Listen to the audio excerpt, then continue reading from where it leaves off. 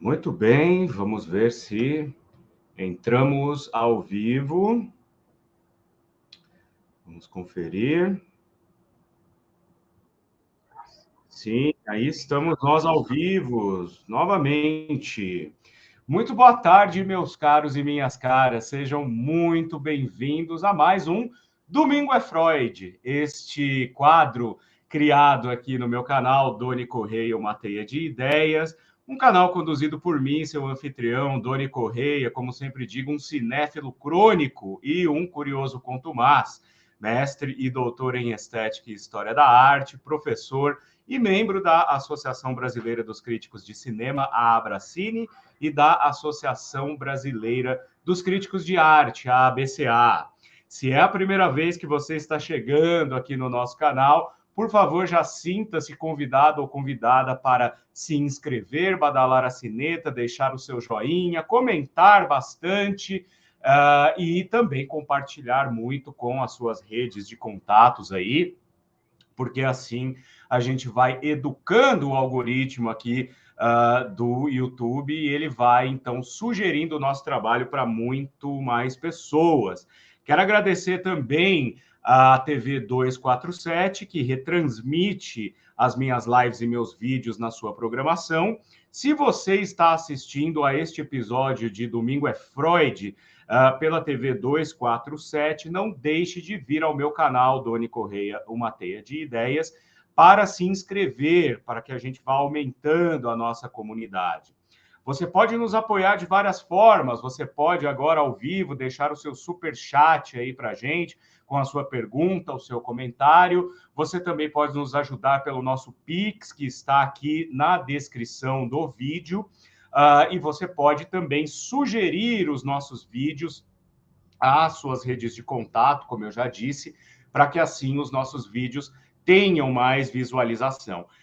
Deixem também os vídeos rolando aí no seu tablet, no seu celular, no seu notebook, enfim, no seu computador, porque assim as horas também vão sendo contabilizadas como sendo algo importante para que o YouTube nos sugira para mais pessoas. E você também pode encontrar aí embaixo os links para os meus cursos, os cursos que eu produzi ao longo dos últimos 2 anos. Um deles é a Enciclopédia do Cinema Brasileiro, para que você conheça absolutamente tudo que há para se conhecer de importante na história do nosso cinema, desde a sua chegada no final do século XIX até os nossos dias atuais. E também introdução à linguagem cinematográfica, para você que quer ficar aí mais preparado para ler um filme em sua profundidade. Então, os links estão aí embaixo para você poder participar.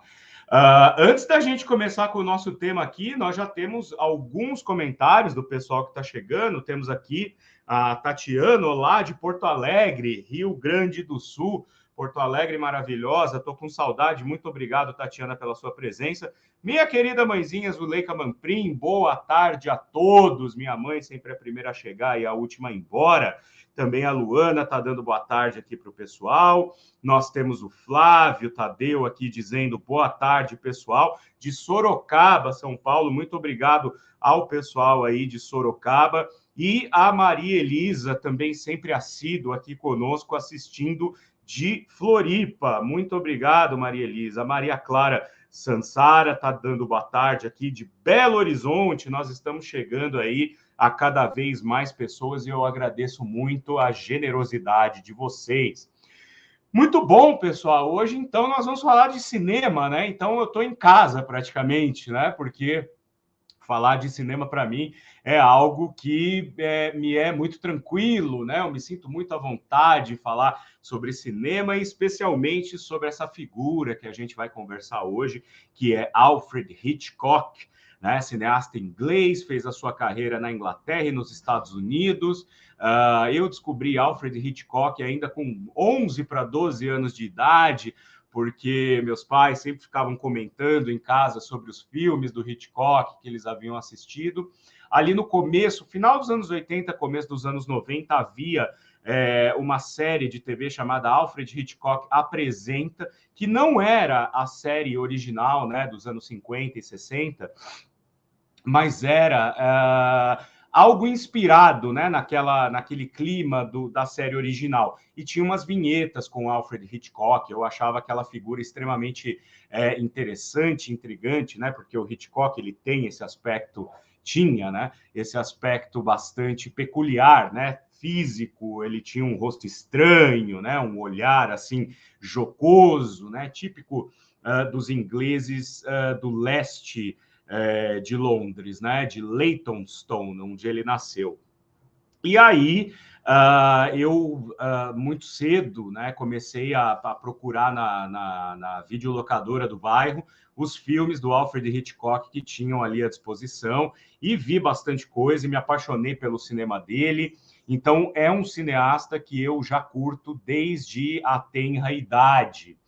E como esse quadro Domingo é Freud ele é aberto para a gente discutir várias questões a respeito aí de psicanálise, de psicologia, metafísica, reflexões contemporâneas, eu trouxe, baseado no que vocês me pediram, porque há 2 semanas, mais ou menos, 2 ou 3 semanas, eu fiz um vídeo aqui sobre Segredos de uma Alma, que é um filme alemão dos anos 20, e que é considerado o primeiro filme baseado na teoria psicanalítica do Freud, né? Então, baseado ali em tudo que o Freud havia escrito em termos da interpretação dos sonhos, das neuroses e assim por diante.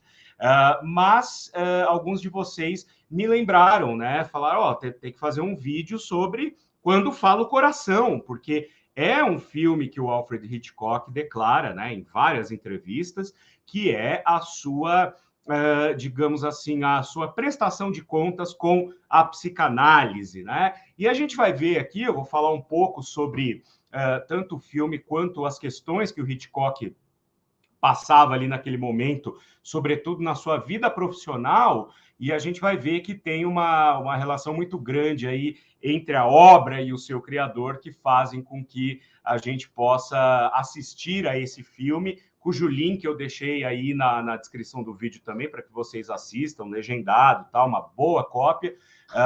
Se não assistiram, depois vocês podem assistir e voltar a esse vídeo para rever o que eu falei, para fazerem as suas comparações.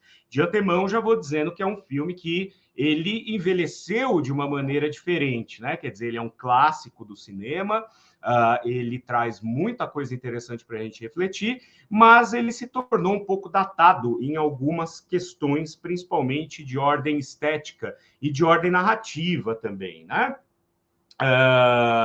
Eu estou vendo aqui que o pessoal está mandando mais comentários, daqui a pouco eu vou ler. A Sani, minha irmã querida, está aqui dando boa tarde também, né? Vídeo show do Aldair. Olha lá, a minha irmã está recordando aqui a videolocadora que a gente alugava, chamava-se Top Gun. E o Aldair era o dono da locadora e ficava ali me dando dicas, então, do que ele tinha no seu acervo sobre Alfred Hitchcock.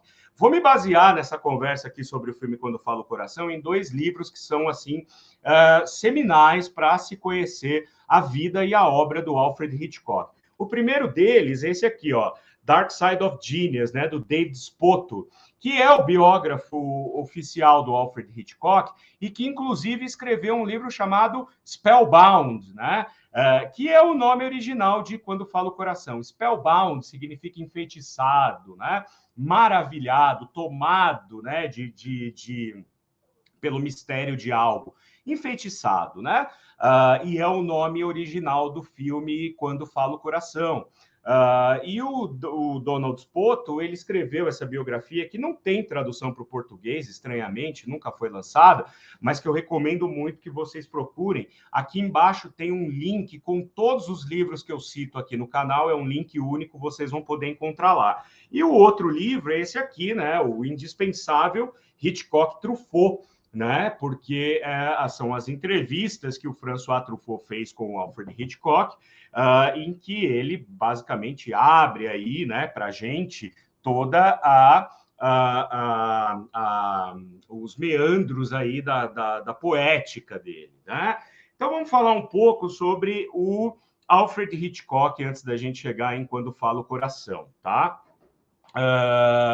O Alfred Hitchcock ele nasceu em 1899 em Leytonstone, né, em Londres, é o leste de Londres, é um reduto Cockney, né, que é aquela classe trabalhadora, operária e proletariada. Ele nasceu numa família de comerciantes. O pai dele tinha uma granja, né? Na verdade, não era uma granja, era como se fosse uma loja. Hoje em dia, quem vai a Londres conhece muito aqueles off-licenses, né? Que são aquelas lojas de conveniência que tem de tudo. E o pai dele era um desses proprietários ali na viradinha do século, e ele cresceu, então ele era o filho mais novo de uma família proletariada, né? Uma família que gostava muito de ir ao teatro, gostava muito de aproveitar a vida noturna de Londres com os music halls, com shows de variedades ali que atraíam muito as pessoas de uma classe média, né? Mas o Alfred Hitchcock ele cresceu num ambiente extremamente repressor, né?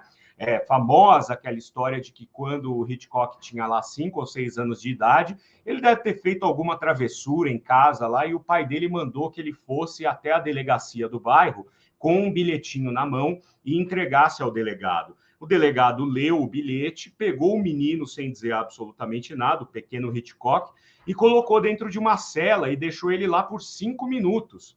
E depois tirou ele da cela e disse para ele, ó, tá vendo? Isso é o que acontece com meninos que se comportam mal.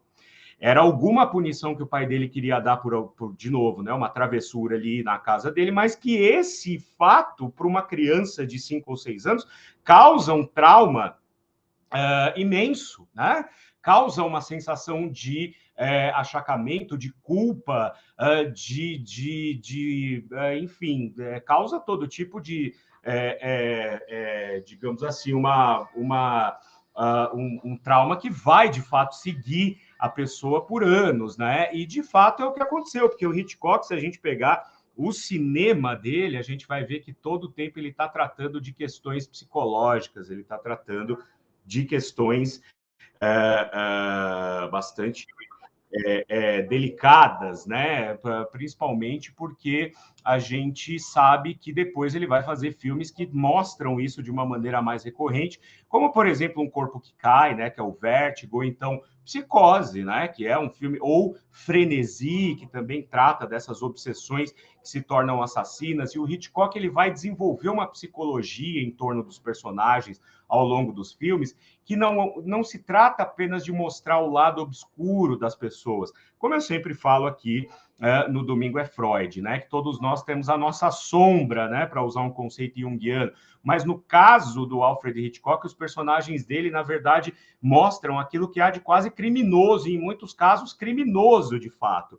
E esse lado criminoso da mente humana é o que vai desencadear uma série de eventos que vão servir depois para desenvolver uma narrativa em que outras pessoas vão se envolvendo com isso, ou seja, é uma espécie de teoria do caos, né? Quer dizer, a pessoa ela tem um lado obscuro em si, comete algum tipo de crime, seja ele um crime de fato tirando a vida de outra pessoa, ou cometendo um crime internacional, como no caso de filmes como Interlúdio, enfim, e isso vai desencadear, então, algo muito maior.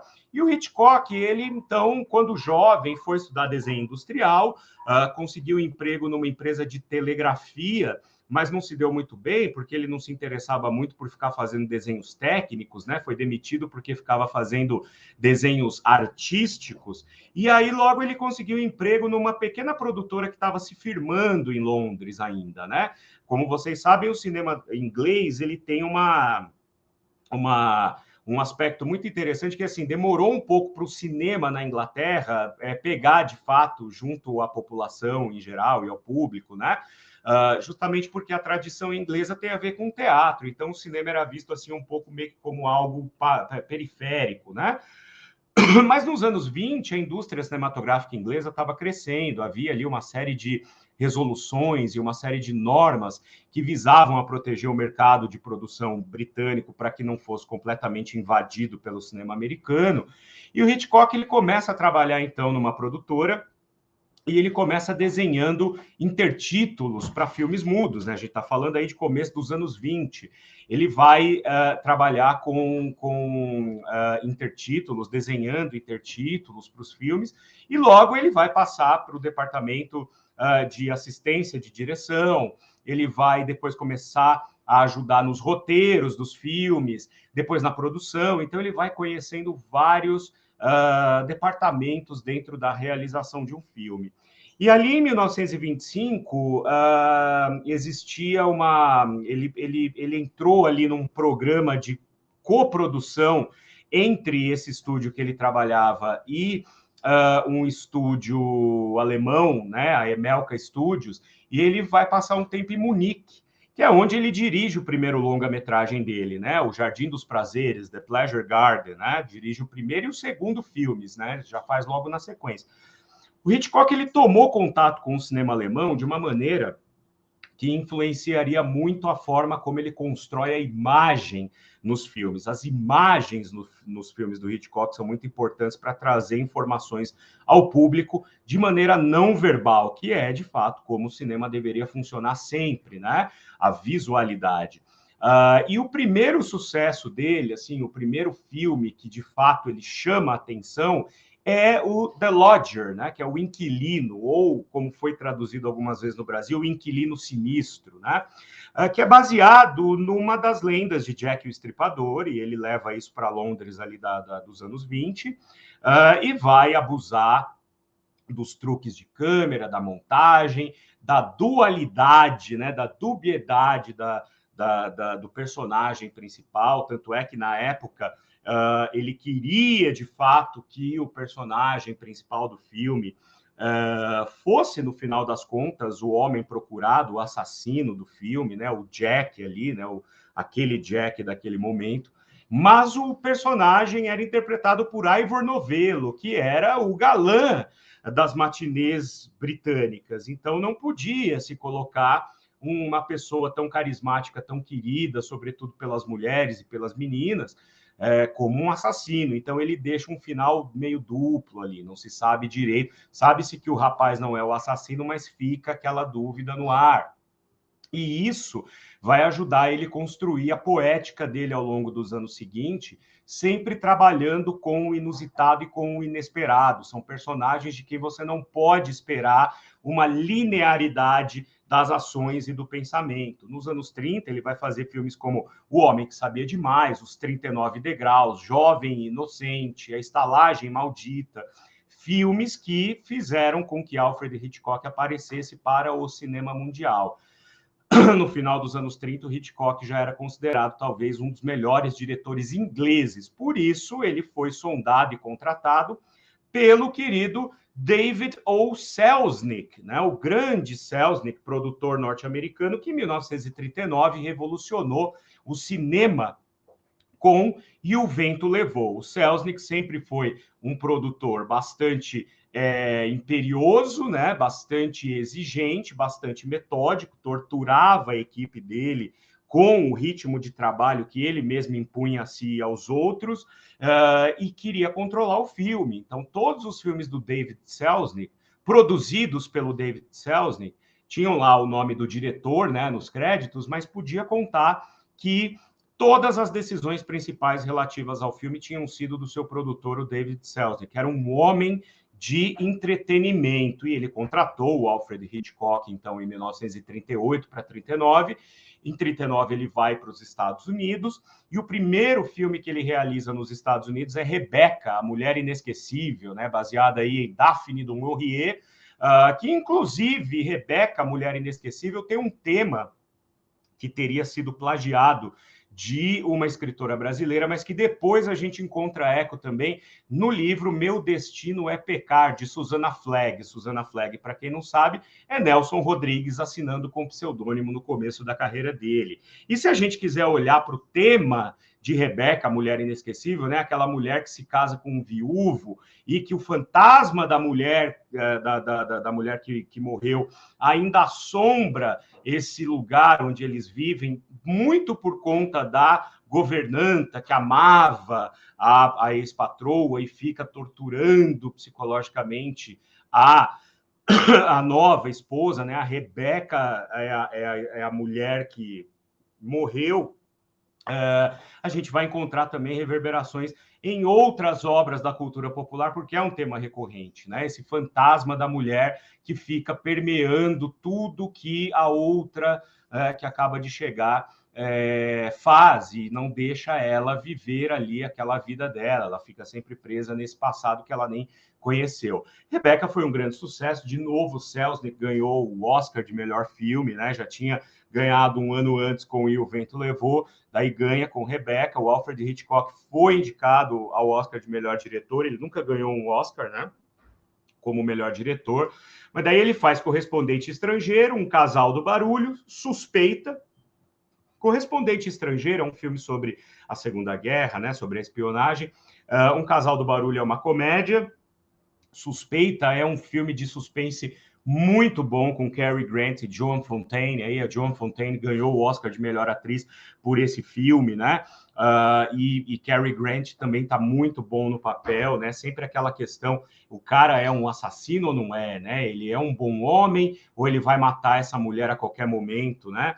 Aí nós temos Sabotador, que aliás foi o primeiro filme do Hitchcock que eu assisti na vida, ainda lá procurando na videolocadora, que é um filme sobre espionagem durante a Segunda Guerra Mundial. O filme é de 1942, né? Ápice da Segunda Guerra Mundial, Estados Unidos aí prestes a entrar de vez na guerra. A Sombra de uma Dúvida, que também é um filme muito interessante, trabalha com essa dupla personalidade do personagem principal, interpretado pelo Joseph Cotten. Um Barco e Nove Destinos, que é um filme muito interessante, porque é um filme sobre um transatlântico que é afundado por submarinos nazistas durante a guerra. E o filme inteiro se passa com os sobreviventes dentro de um barco salva-vidas, né? Então, Hitchcock aí bastante já inventivo, né, na sua forma de filmar. O filme se passa todo ali naquele ambiente. Daí que o Hitchcock, ele nesse ano de 1943, né, para 44, aí quando a guerra já está chegando ao seu final, ele então fecha um acordo para dirigir alguns curtas-metragens na Inglaterra, em coprodução com a França, que são filmes de propaganda de guerra. São filmes que eram feitos, né, filmes daquela época que eram feitos justamente para enaltecer a presença dos aliados na guerra e alimentar o moral, né, da população civil, principalmente. Então ele vai para a Inglaterra, ele está sob contrato com o Selznick, e aí é importante dizer que ele e o Selznick nunca se deram bem.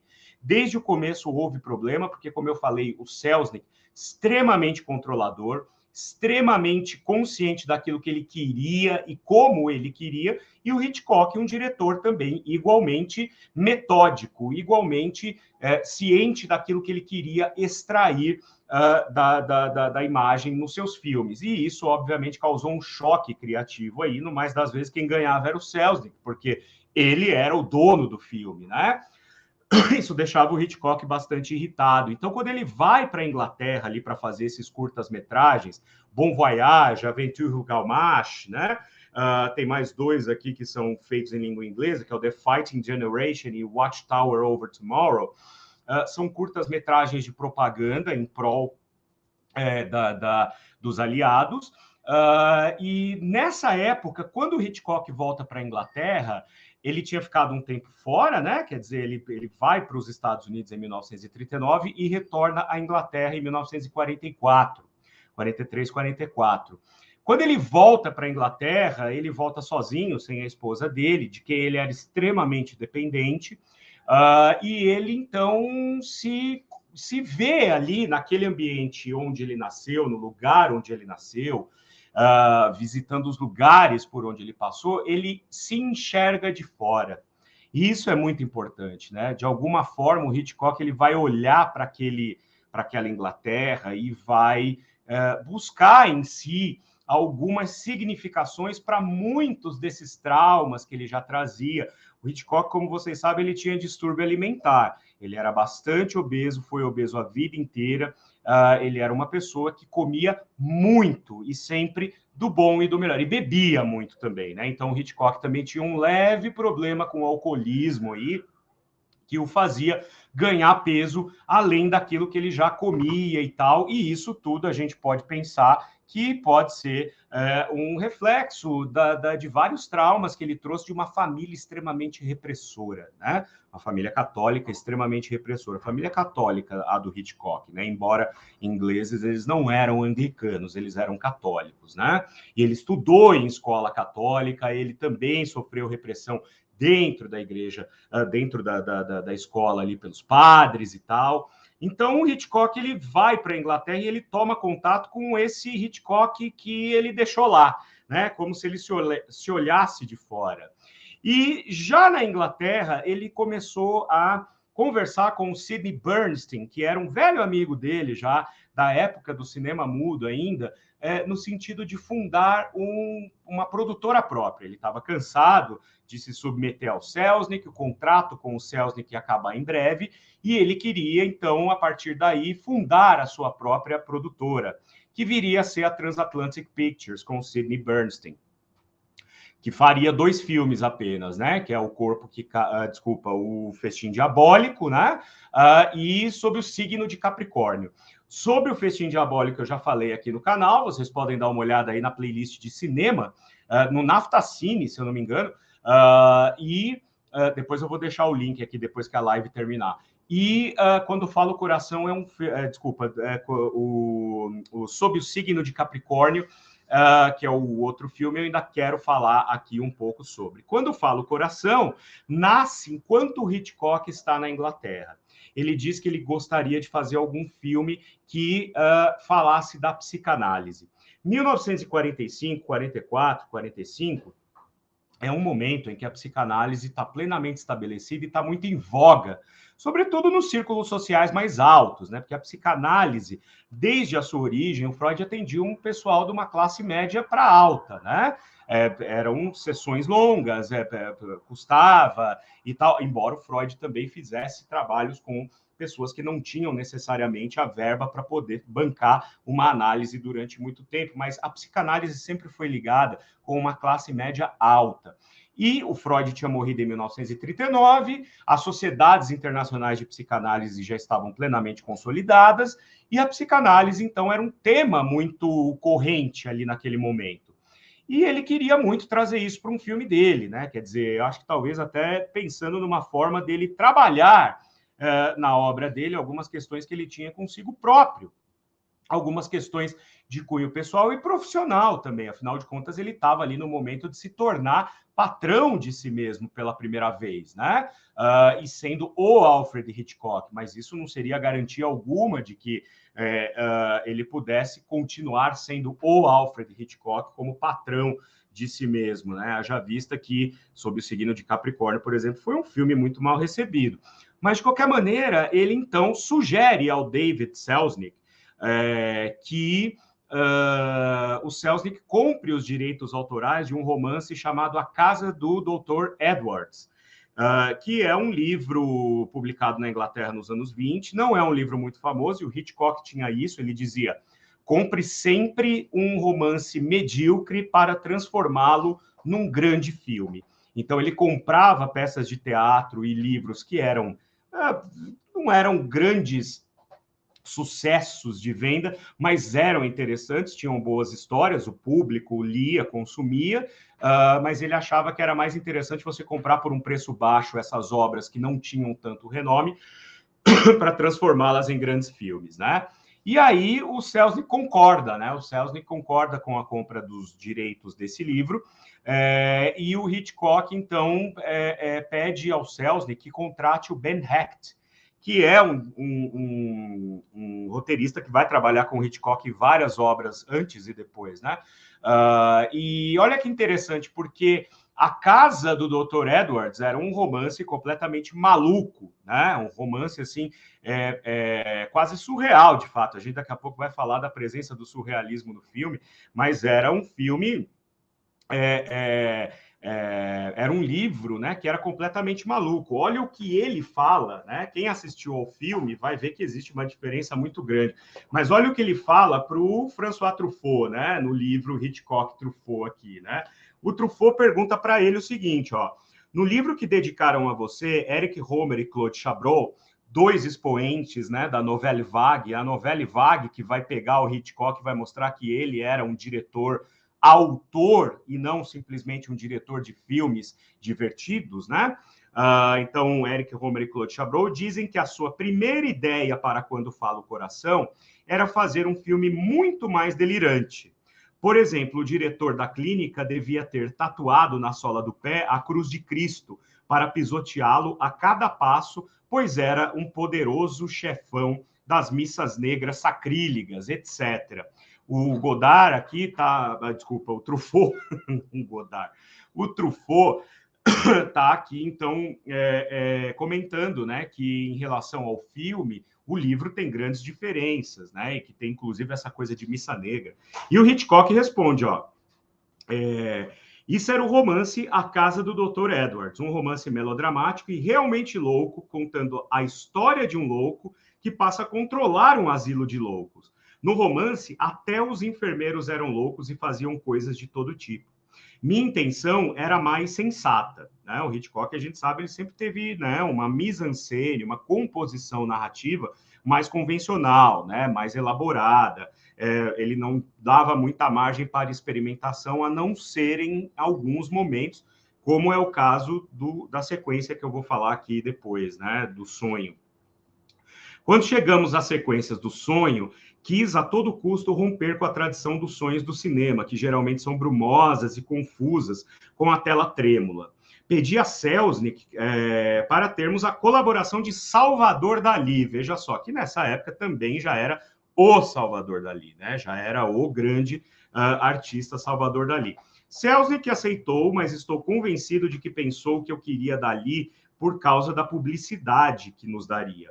A única razão era a minha vontade de conseguir sonhos muito visuais. Então, ele queria trabalhar essa visualidade do sonho que fugisse aos ditames de como sonhos eram filmados naquela época, né? Com traços agudos e claros, numa imagem mais clara do que a do filme, justamente. Eu queria Dalí pelo aspecto incisivo de sua arquitetura.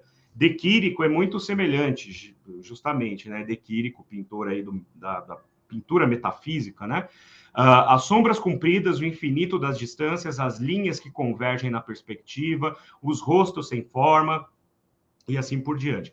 Naturalmente, Dalí inventou coisas estranhíssimas, impossíveis de realizar. Uma estátua racha, formigas escapam pelas fissuras e rastejam pela estátua, e em seguida vemos Ingrid Bergman recoberta de formigas. Eu estava ansioso porque a produção não queria fazer certos gastos. Gostaria de ter filmado os sonhos de Dalí em externas, a fim de que tudo fosse inundado de sol e produzisse um tremendo contraste. Mas me recusaram e tive de filmar o sonho em estúdio.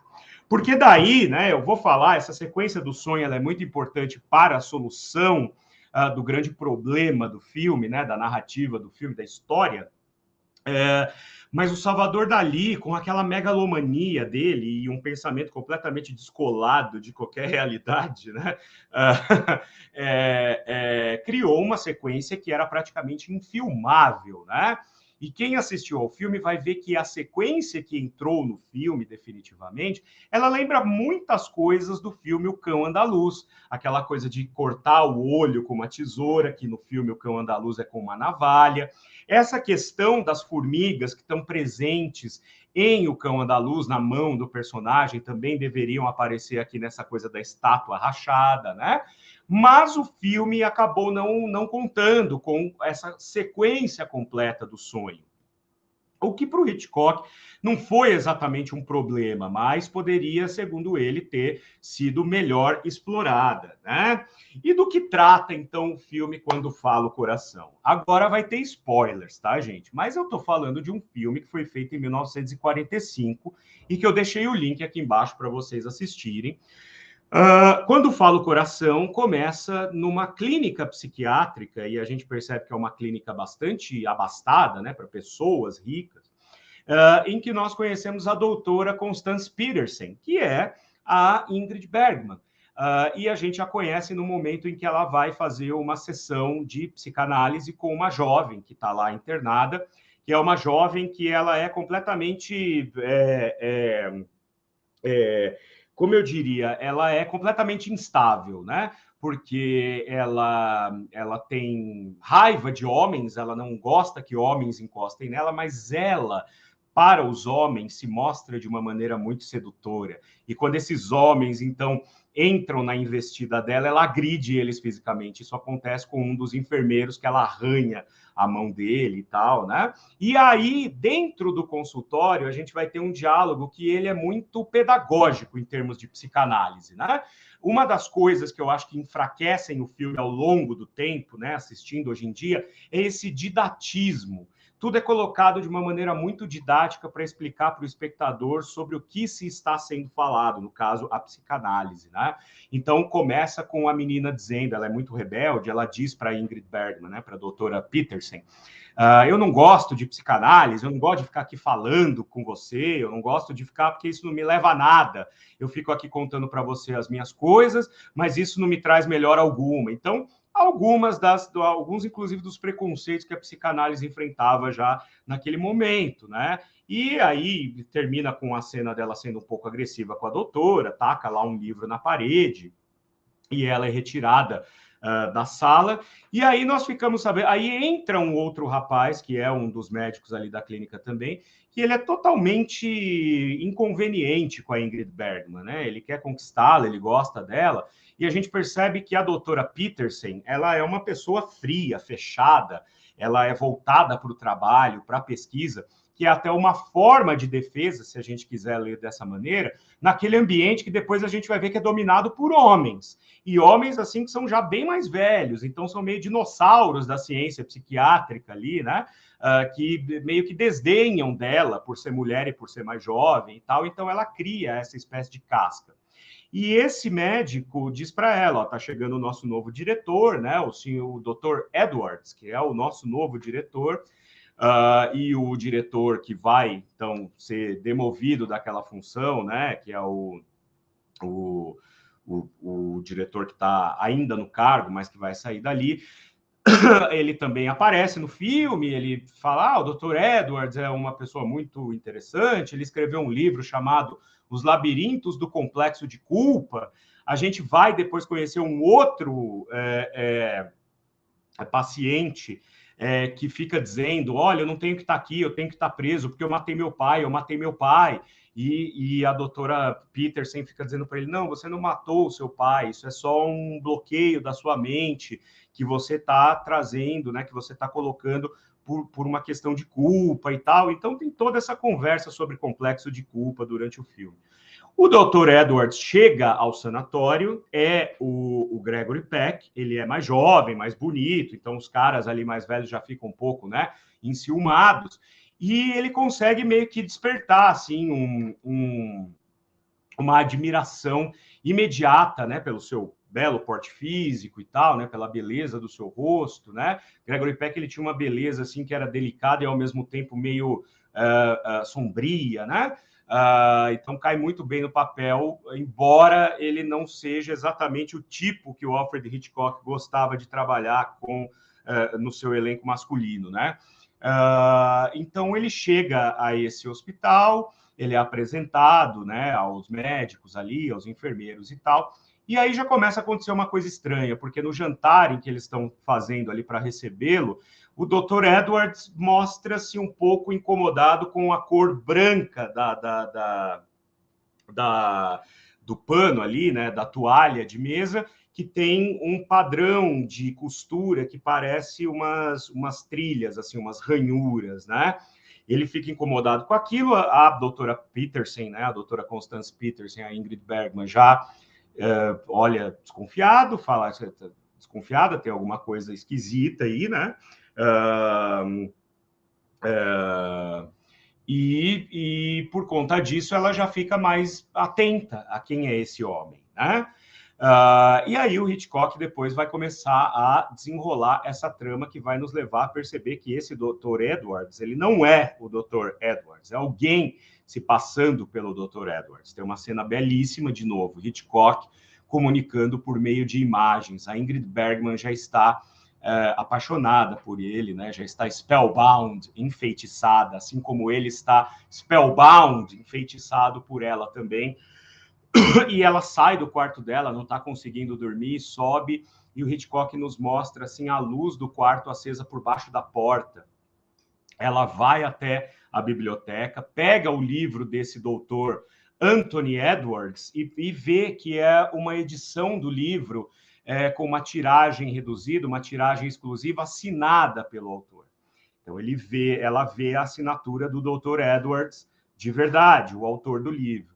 Vai até o quarto dele, os dois se beijam, né? Se declaram amor um ao outro. É muito bonito porque no momento em que eles se beijam, o Hitchcock faz uma fusão com uma série de portas sendo abertas, assim. Então essa simbologia da porta se abrindo, que é também a simbologia da psicanálise, quando você começa a trazer os seus problemas, as portas começam a se abrir, né? A doutora Petersen fala no começo, quanto mais você fala do problema, mais você consegue lidar com eles, porque o problema quer que você mantenha-o dentro de si, para que ele possa ficar quieto e possa te atrapalhar sem ser atrapalhado, né?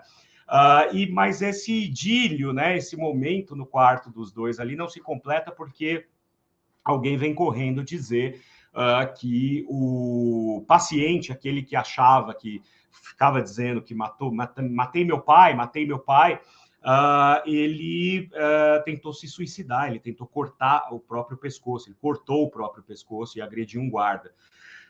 Então, todos são chamados na sala de cirurgia para fazer uma cirurgia de urgência.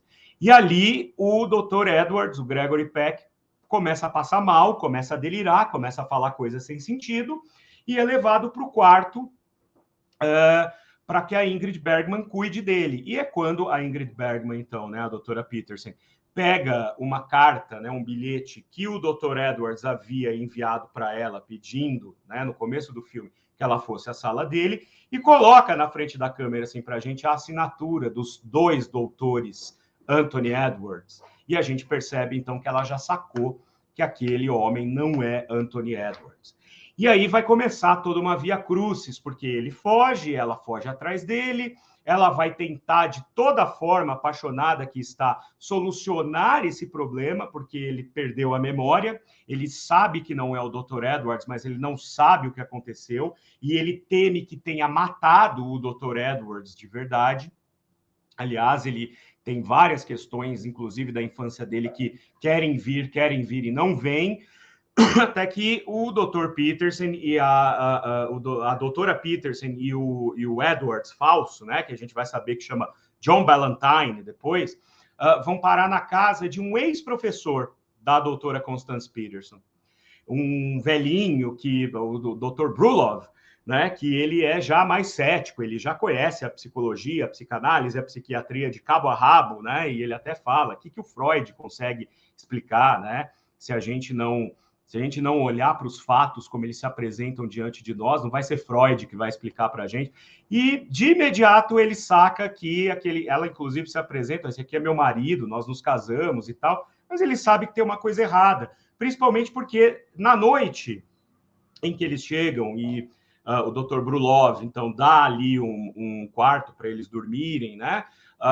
O John Ballantyne, né? O Dr. Edwards, o Gregory Peck, acorda meio que dentro de um surto, né? Dentro de um transe, melhor dizendo, pega uma navalha e aí a construção do suspense que o Hitchcock vai dando, ele vai matar a doutora Constance Petersen, ele vai matar o Dr. Brulov, ele desce o Dr. Brulov, enrola ele ali, bota sonífero no leite dele, ele dorme, e aí é que quando ele acorda, o Dr. Brulov fala para a doutora Constance, né? Fala para ela, olha, eu sabia desde o momento que você estava trazendo um homem que tem problemas, ele tem esquizofrenia, ele chega a falar, então eu acho que você tem que tomar cuidado, porque o seu amor não vai salvá-lo, né? Se esse homem é um criminoso procurado e assim por diante, seria bom que você entendesse que não vai ser a afeição que você tem por você que vai curá-lo. Mas ela é obstinada.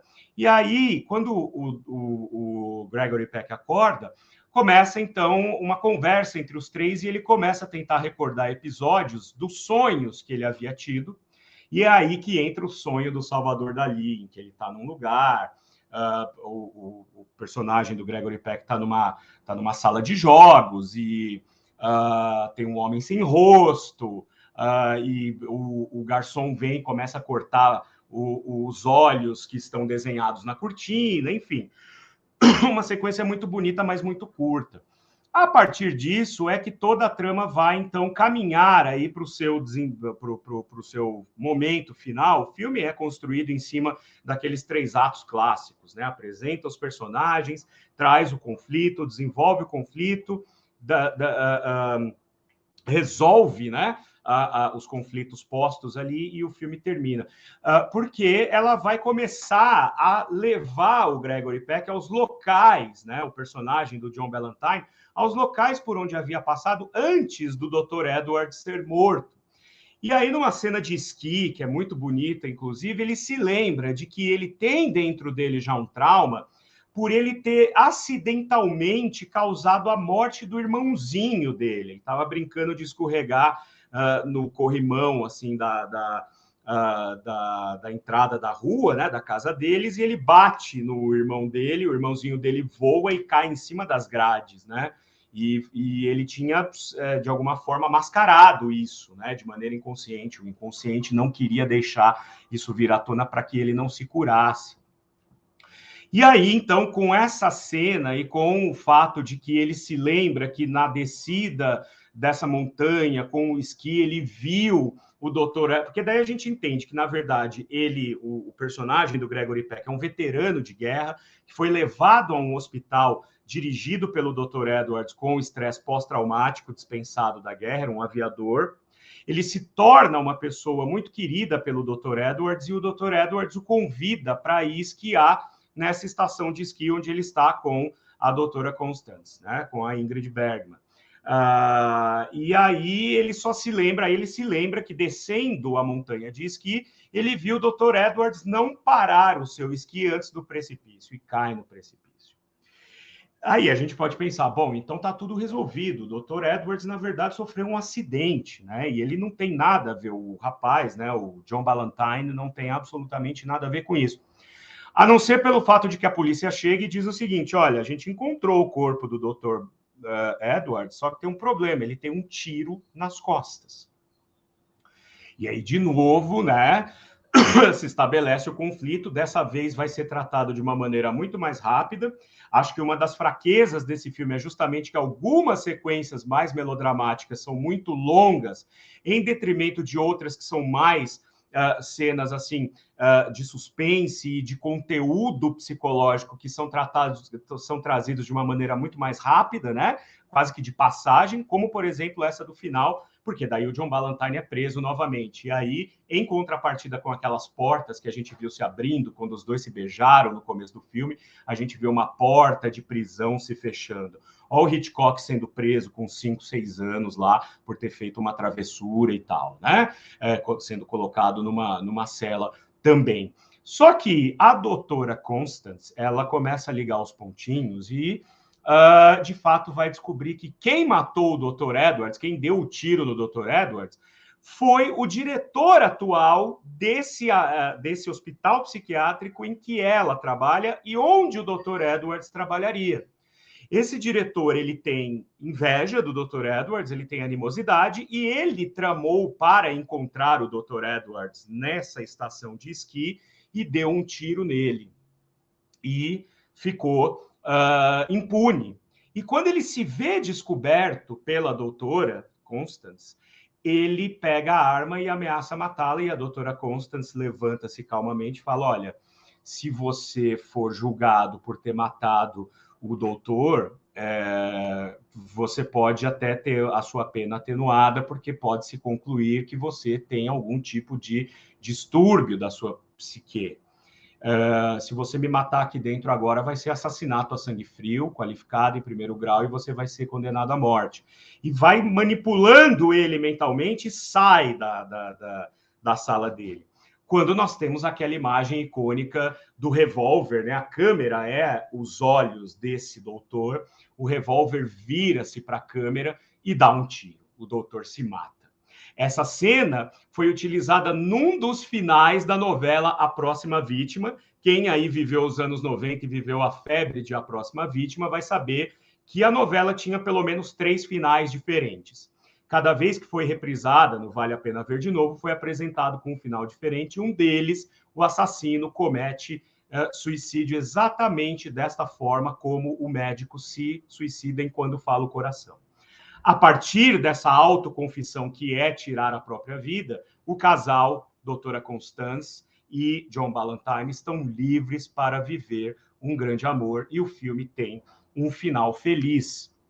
Como eu disse para vocês, o filme hoje em dia continua sendo belíssimo, continua sendo um dos filmes mais aclamados do Alfred Hitchcock, realizados ali nos anos 40, mas ele envelhece um pouco mal na medida em que ele é, por um lado, bastante didático nessa questão dos diálogos psicanalíticos, e, de novo, porque ele investe muito nas cenas de amor desses dois que querem se acertar, mas que há esse impedimento dos problemas psicológicos do personagem masculino, e a gente não sabe até que ponto a Ingrid Bergman também já não está se deixando levar por esses problemas, e acaba ficando um pouco de fora o principal, que são justamente os momentos de suspense criado por essas antagonias da mente, digamos assim, né? Fora que o Gregory Peck, ele passa muito tempo não conseguindo se lembrar das coisas, e toda vez que ele se vê diante de um possível gatilho, ele tem a mesma reação. Ele fica fraco, ele desmaia, ele começa a alucinar, então isso cansa um pouco. Mas, sem dúvida alguma, é uma das obras mais interessantes que o Hitchcock realizou. E ele dizia, né, eu queria fazer o primeiro filme sobre psicanálise, a gente sabe que não é bem assim, né? Eu mesmo trouxe aqui Os Segredos de uma Alma, né, que é considerado o primeiro filme baseado na psicanálise, mas aqui nós já vemos a psicanálise tratada de uma forma mais madura, mais inserida dentro de uma sociedade, né? Vamos dar uma olhadinha aqui nos comentários de vocês para que a gente caminhe para o nosso encerramento. Temos a Patrícia Grilo aqui dizendo boa tarde, muito obrigado, Patrícia, boa tarde a todos. Obrigado, Patrícia, pela sua presença. A Amelie está dizendo, ó, Doni, um dia você podia analisar o campo de Düsseldorf, talvez o Vampiro de Düsseldorf, né? Quero muito, é um filme muito interessante. Vampiro aqui, ela corrigiu em seguida. O Vampiro de Düsseldorf, filme do Fritz Lang, que tem muito a dizer para a gente, inclusive, sobre a ascensão das milícias, né? Sobre a ascensão dessa noção de que justiça tem que ser feita com as próprias mãos, né? Nós temos a Ana Abraão aqui, boa tarde, esse canal é excelente, muito obrigado, Ana. Compartilhe com as pessoas, mostre para mais gente aí, para a gente levar a nossa excelência a mais teiudos e teiudas, como eu costumo dizer, né? A Aline está dizendo, cheguei tarde, boa tarde, Doni Comunidade, não tem problema, Aline, você pode assistir novamente assim que terminar, porque vai ficar gravado, e ela diz, eu assisti a Casa Encantada. E nós temos aqui também Nê Santana dizendo, boa tarde, hoje finalmente consigo assistir ao vivo esse programa que tanto gosto. Muito obrigado. E também o meu querido Beto Silva, que é autor aí desse avatarzinho que vocês estão vendo no seu canto inferior direito da tela. Boa tarde, Dilma, né? Hoje sim, boa tarde, Dilma, né, Beto? Doni e comunidade, dedo no gostei e compartilhem, por favor. Olha aqui, Amelie, os médicos são mais loucos que os pacientes. No caso do livro A Casa do Dr. Edwards, é mais ou menos isso, né? E eu tenho um vídeo aqui, um dos primeiros do Domingo é Freud, em que eu falo sobre Diário do Hospício, do Lima Barreto. Lá vocês vão ter uma dimensão sobre isso também, né? O Beto também está dizendo, a cena lembra também um filme com Roman Polanski e Gerard Depardieu. Não estou lembrado desse filme, Beto, mas... Ah, tá aqui, ó, ele já colocou, é uma simples formalidade. Muito bom, obrigado pela dica aí. Chanceler Madeirada, fala com... Beto Silva, aqui, ó, o chanceler, olha aqui, o chanceler Madeirada está dizendo, Beto Silva, salve compa, né? Os companheiros todos nos encontrando aqui. Gente, o Beto, e assim como vários de vocês, vem justamente pela TV 247, onde eu apresento todas as sextas-feiras, com a Valéria Marque, com o Flávio Ricardo Vassoler, o Tríptico 247. Então, das 2 às 3 da tarde, toda sexta-feira. De novo, se você está vendo essa live aqui agora, que é gravada, tá? Aqui nós estamos ao vivo, no dia 23/4, dia de Ogum, mas se você está assistindo no domingo seguinte, na TV 247, não deixe de vir ao meu canal e se inscrever, tá? A Raquel também está dando oi aqui para o nosso querido Beto Silva. Nós temos a Maria Elisa aqui, ó. Gosto muito de suas aulas, você sempre toca em algum assunto que estive ou estou pensando esta semana. Obrigado. Que bom, né? São as sincronicidades junguianas, mas que bom que este quadro traz aí conteúdo que ressoa, né, para vocês. E a Raquel Monteiro aqui, não, desculpa, o Beto está dando boa tarde, Dilma, aí para a Raquel Monteiro também. Muito bem, gente, né? Essa foi a nossa análise de hoje, né, sobre o filme Quando Fala o Coração, de 1945, e eu espero que vocês tenham gostado. Deixem muitos comentários aí embaixo, compartilhem bastante, né? A Raquel está dizendo que está sempre aqui, Doni. Sim, eu vejo, né? Nós estamos todos aí, nós já temos uma teia de assíduos, né? Tem a teia de ideias, que é algo mais amplo, e nós temos a teia de assíduos, que são vocês, justamente, que estão sempre aqui nas minhas lives e nas minhas conversas, enriquecendo muito o meu canal. Por isso, eu agradeço muito. E agradeço também se vocês puderem compartilhar esta live com todos, para que vocês possam me fazer crescer aqui dentro desse ambiente que é o YouTube, que tem restringido, sim, conteúdos de mais fôlego, conteúdos mais longos, em detrimento de algo mais rápido, algo que seja mais corte, mais tiktokizado, né? Não vamos deixar que isso aconteça. Então, eu agradeço a TV 247, agradeço muito a vocês que estiveram aqui comigo, desejo a vocês uma excelente semana e voltamos no próximo vídeo. Tchau, tchau, gente!